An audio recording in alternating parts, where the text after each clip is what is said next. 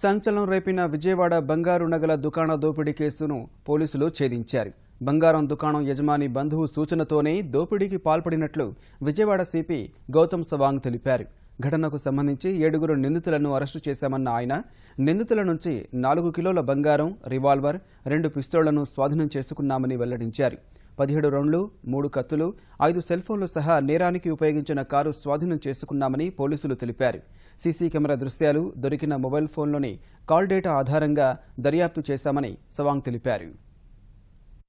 Ertiga carlo with Maharashtra registration, they have escaped ani information pass on chesaru. All the police patrols were activated. Our police officers through the control room were also alerted.